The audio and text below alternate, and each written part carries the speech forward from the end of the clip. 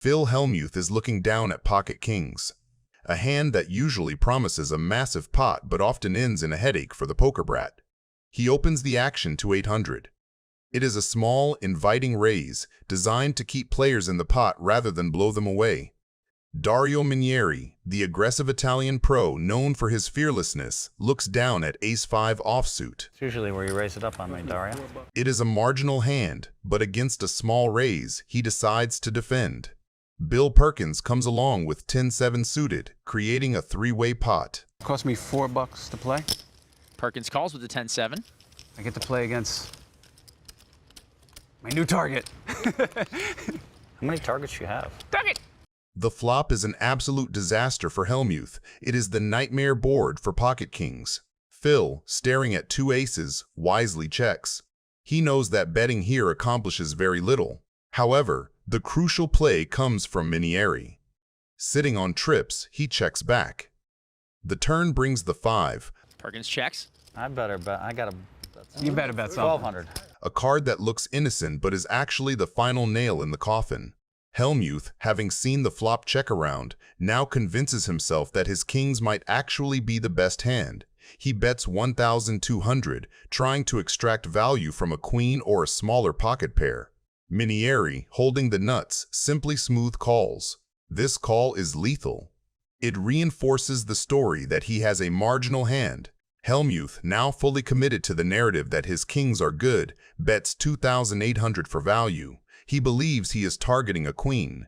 Minieri, having trapped for 2 streets, finally springs into action. He raises to 6,600. This raise sends Hellmuth into a tailspin. It's just a really kind of unreal night, huh?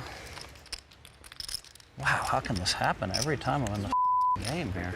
He knows deep down that a river raise on this board texture, especially after the turn call, screams strength. However, the raise is sized perfectly. I guess you got me. Let me see, buddy. I got you. Never bluff. Dario takes it down. Ace-5. That's good. Phil shows the kings. Good, the king didn't come on the river. Look at that silver lining, huh? It's unbelievable. This kid was drawn to a 2-outer on me, and a 3-outer, and a 4-outer. You have pocket kings? Yeah, pocket kings. I only lost 10,000, so it's pretty, good. That's astounding. It's astounding. Then you only lost You think I 10,000. ever win? You think I ever win in this game with kings or queens? They always hit their frickin' weird card. You know that weird card, the ace? Phil Hellmuth is looking down at ace-king offsuit. Nice. I'm going to straddle it. Of course you are. Pre-flop begins with a straddle from Tony G, a move designed to double the stakes and irritate the tighter players at the table. I feel I should be winning more. I mean, I feel like you should be I made too. especially here to the Argentinian, I've been too generous. Phil Hellmuth, sitting with ace-king offsuit, decides to punish this loose aggression. He raises to 2,800, a sizable raise meant to isolate the straddler and claim the dead money immediately. There you go, it's going to make a move out of position again. Against a player like Hellmuth, this hand is often dominated, but Tony relies on his ability to outmaneuver Phil post-flop And I rather have than qualified. pure card strength. Calls. Fortunately, you may double up. Maybe. He makes the call, setting the stage for a heads-up battle between the poker brat and the loudest mouth in the game. The flop is an absolute cooler. I think this one, just take it, Phil. Not even bother betting. Phil bets 3K. I was kidding you. In a heads-up pot, this is a hand that Hellmuth considers invincible. Oh my God, you're such an I can fold this hand. Oh, don't fold it. Just stick it in. However, Tony G has flopped the absolute nuts. He knows that Phil is stubborn and will struggle to fold a big hand. He is building the pot while he knows Phil feels strong. I got a flush draw, Phil. I'll be honest with you. If you want, I'll even show you one of my cards. Maybe if he showed the jack of hearts. I'm all in. All right, cool. Brutal. I have a flush draw and a straight at the moment. And a straight. Flop the nuts and look at this, both slow playing. What are you slow playing here for? Just get it in. I mean, how many times do you want to run it? One's good. I'm happy to run it 20 times. To have you down on this. Maybe we should run it 3 times. I don't know. What do you think? 3 times? Yeah, 3 times at least will keep you in the game. Yeah, I would do 3. I've been deciding badly lately on how many times to Doesn't run matter, it. it's all the same. I'll let you choose, Tony. How about that? 3 times. Okay. I know, like the ace is coming, the first card. Ace I from know. space. I ran it once, like the last 2 or 3 times, and every time I missed. So I want to keep in the game. That's why I want to run it like 8 times. You're going to catch one of them. Your boy's all in with the worst of it right now. Yeah, I just saw the hand. Yeah. There's the coach. He's in. You see the coach is there. Go and give him a massage. We've done it 3 times. He's been owned 2 out of 2 sometimes. The statistics are 100% owned by Tony G. yeah, you've really been out Pots playing. played, 100% owned. I think Phil needs you. He does need I think Phil needs an ace or a king. And then if Phil goes, then I need you. No, no, I'm his second. Turn number 1. Phil makes a boat. Oh! told you that ace is coming. I knew it. Like, Did you peel it off right away? Yeah. Still, you feel good, right? At least you're going to be in the game. I mean, you could have missed out every time. Give him one more ace to get the aces out of the way. River one's a king. And the king. Oh, Beautiful. Sucks. Oh, that sucks. That's being overqualified, Phil. He slow rolled me. He's been like as bad as you can be. And of course they peeled an ace. I should not have run this 3 times. I feel terrible, Phil. You're making me feel guilty. I'm sorry. I'm sorry I've been bashing up on you. Tony, that's just you, Tony. Sorry. We all know that. And imagine you're trying to take me on all the time. It's time to retire. I'll play with you all the time. Turn number 2, deuce of diamonds, no help to Phil. Appropriate. Tony's acting kind of deucey. You still got outs. River number 2, jack of spades, Tony wins. Whoa, how close was that? Not really all that close. Turn number 3, 7 of hearts. My flush. It's a flash. Here comes river number 3, tray of spades, and Tony G gets 2/3 of the pot. Unbelievable. It's just unbelievable. It's just so scary how bad I run on this show. Yeah, you're gonna have your basically your money back. You're fine. And you're gonna lose a little bit. The tax. You're gonna pay tax, the Tony G tax, and just move on to the next hand. It's not even painful. Mercier is looking down at 10 deuce suited. Pre-flop. This is Jason doing Jason things. There's no straddle? Opening 10 deuce suited from late position in a soft, splashy lineup. It is loose on paper but fine in practice. He has position, deep stacks, and 2 opponents who are clearly more interested in seeing flops than 3-betting him. Laliberte flatting ace-jack suited is standard. He keeps the pot multi-way with a hand that dominates a lot of Jason's opens. Vulgaris overcalls 5-4, taking the classic, see a cheap flop and try to hit something weird. The flop comes, and Mercier couldn't have asked for better. With 10 deuce, he has flopped a full house on a board that is supposed to be much better for his range than for the callers. He has all the overpairs, big tens and suited junk that connect, while the flats are capped around medium pairs and broadways. When it checks to him, his 2,300 C-bet is completely standard and perfectly sized. It looks like a small, routine bet on a paired board. It keeps in 10x, pocket pairs, and backdoor draws, and it gives plenty of room to barrel. Laliberte's call is where the trouble starts. The turn brings the 6 of spades. Flushes are still possible, but the relative hand strengths have not shifted. Mercier is still sitting on the effective nuts against realistic ranges. When Laliberte checks again, Jason continues his story with 6,200. This sizing keeps his range polarized between trips, boats, and airballs. But from Laliberte's seat, it also looks like a perfectly believable second barrel with overpairs, strong tens, or club draws. Calling again here is ambitious. He now beats only pure bluffs and some random overcards that decided to keep firing. By the river, the pot has swelled to about 21,000, and the jack of diamonds peels off, giving Laliberte top pair in the most dangerous way possible. It improves him just enough to pay off, but not enough to actually change where he sits in the hierarchy of hands. After a third check, Mercier goes for 15,700, a very deliberate value sizing. And he calls. I was there, you know. Doyle Brunson. And I got my jack at the end. 2 spades. Oh my God. The spades come against him. Brian Rast is looking down at pocket aces. Pre-flop brings us a confrontation that represents the ultimate nightmare for any high-stakes professional, the cooler in a battle of aggression. Lou opens the action to 2,500 with pocket queens. In the online world where Lou plays 24 tables at once, this is a standard open that prints money over time. Hey, Phil. go. Do you want some good luck? Oh, that's dangerous. When you see my hand and then I'll try another one. That was fun. One time? Yeah, let's try it. One time. Look at both of our hands, you know, when we're both in it. This is where I lose 20, 30K. However, sitting to his left is Rast, a legend of the live high-stakes arena who is used to playing for millions in Bobby's room. Rast looks down at the prettiest sight in Holdem, pocket aces. Rast knows that Lou is capable of light 3-betting and 4-betting, so he decides to stoke the fire immediately. Okay, this is how I would sweat it in real life. I would go like this and hope for not that hand. Lame. That was lame, yeah. Well, Rast ruined the fun. This is a sizing designed to look like a squeeze or a re-steal, inviting Lou to fight back. And fight back he does. How much more is that? Lou, refusing to be bullied and holding a premium pair, puts in a 4-bet to 23,000. At this point, the alarm bells should be ringing.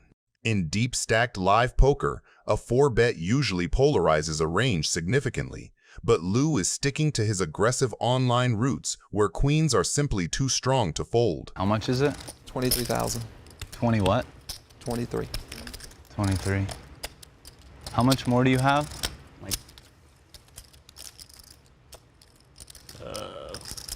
Less than, not that much more. That help? You want exact? 28 more. Yeah. That much more. I love this. This is fun. All right. Amanda. It's time to look, Amanda. Go. Amanda. I like Brian Rast, but this is a pretty gnarly slow roll. All right, I'm gonna go all in. Are you serious or not? Yeah. All right, I call. All in and call. Ooh. That hurt. He goes, are you serious? I never heard that before. You played that like a pro, kid. Now you better run 2 boards because you know the first one's coming with a queen every time. What do you want to do? I don't care. I'd prefer to run more boards, I guess. What do you want to do? You pick. Twice is fine. Okay. King, king, deuce. That was like some serious paint, but it was black, so it wasn't as scary because it's got to be red for me to be scared. Correct. He knows because see how they're both black? That means that He's smarter than he looks. 9 of hearts. Full boat for Brian Rast. That's a good card for you. Yeah. Great card for you. How's that a good card? Because now there's one less ace he can hit. Because now the next flop won't come out just ace, and it's just like over. Of all the cards. Lou hits his queen. Hey, there's a queen, sorry. It was a good card, I guess. I'm in trouble. You have the ace of hearts. There's the ace. Oh, I do. That's the way I can win. Is backdoor hearts. Backdoor straight. To the turn. 8 of diamonds. Well, that closes the door on all the backdoor outs. Randy Lou now has a full house. Brian Rast can only win with a bigger full house, which means he's going to need the last ace in the deck. King of diamonds. Randy's going to win half the pot. Scary. All right. Chop up that big pot. chop it up. Chop up the lines. Yeah, he deserved to be a little lucky. Rast. We should have done it one time, my kid. Yeah, it's easy to say now, right? No. You never know. I'm a funny pro, I guess, because I can't help but think that stuff. So look what happens, Manny. You sweated his cards, and he just lost, I don't know, 60,000. Yeah. Ronaldo is looking down on Queen 9 offsuit. Sam opens to 25K with the deuces because pairs from early position play clean, and he can represent a lot of high card boards later. Ronaldo flat calls with Queen 9 and takes position. Against an UTG range, this is thin but serviceable. This is one of the highlights of my poker career. The flop is a dream for Sam. From early position, he owns tons of ace-x and is supposed to c-bet this texture at a high frequency, so declining the bet removes aces from his perceived range and caps him in Ronaldo's eyes. With quads, there is no equity to protect and no need to deny cards, so the value is in deception. The check also invites Ronaldo to bet turns very liberally, either for thin value with a pair or as a stab into apparent weakness. The queen on the turn does exactly that. Ronaldo improves and leads for value and protection, targeting exactly the hands Sam just represented by checking small pairs, king-high floats, and random broadways that will fold. Sam's call keeps the narrative intact and maximizes the number of river bets he collects. A raise would narrow Ronaldo's range to strong queens and few better hands while killing the bluffs that the flop check induced. The river 9 upgrades Ronaldo to 2 pair and introduces the value card incentive. Once he places the value card, folding to a raise sends him to the cage and costs an orbit, so his threshold to call rises dramatically. He bets again, believing he is extracting from the very capped range Sam created on the flop. Ace highs that peeled turn, worse queens, and curious one-pair hands that will pay. From a technical standpoint, his combo blocks some of Sam's potential two-pair calls like ace-queen and ace-9, which should make him more cautious against a raise, but the show format pushes him in the opposite direction. Come join me, Sam. Pretty cozy over here. Sam chooses a raise that looks bluff-capable. It is large enough to feel like a challenge, yet small enough that a proud value card bettor convinces himself to look him up. The sizing also mirrors a common live bluff pattern, raise smaller than pot, as if trying to buy it rather than extract. Because Sam checked the flop and only called the turn, his range appears light on full houses and heavy on missed floats. In a normal game, that perception might get him some folds from two-pair, but here the rule skews the decision. Call. He does call. Wow. Sorry. Just didn't want to slow roll Ronaldo. Right? Nick Airball finds ace-king suited in late position and turns the pre-flop spot into a squeeze. His 3-bet to 10K is perfect at these depths. It punishes flats, leverages 2 premium blockers, and sets up a post-flop range edge against the blinds. Ryan defends the big blind with pocket queens, a disciplined cold call that keeps worse in and avoids getting 4-bet into a nightmare. Calling also disguises his hand. If the board doesn't spike an ace or king, he'll realize well from out of position. The flop is range heaven for the 3-better and exactly the sort of board where Nick's holding sits on top. He goes tiny for 4K.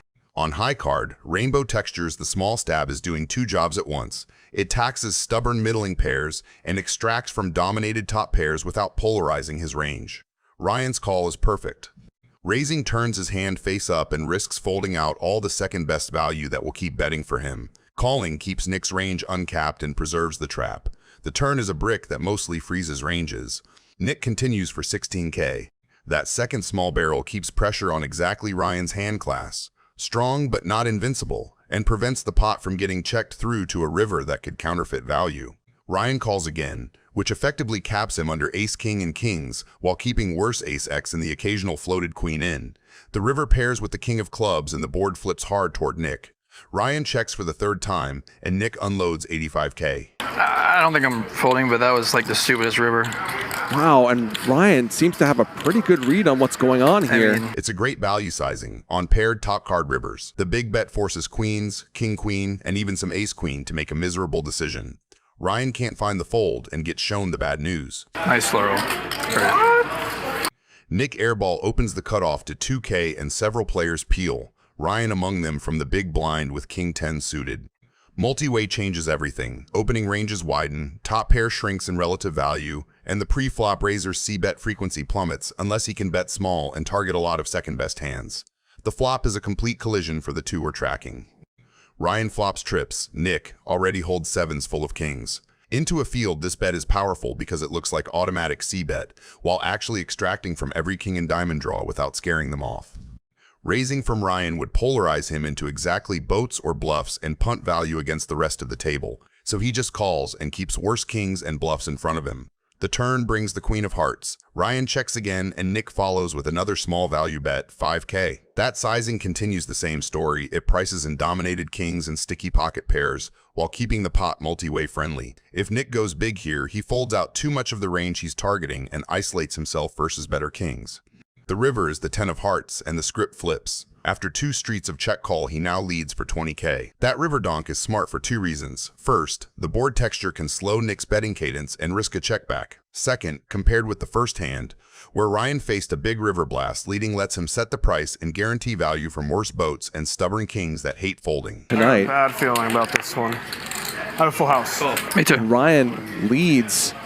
Nick just calls, and Ryan wins a pot of $66,000. Jennifer Tilly kicks things off with pocket 6s. This is a decent hand to entertain a small raise with and see if luck is on your side. Back on Arden.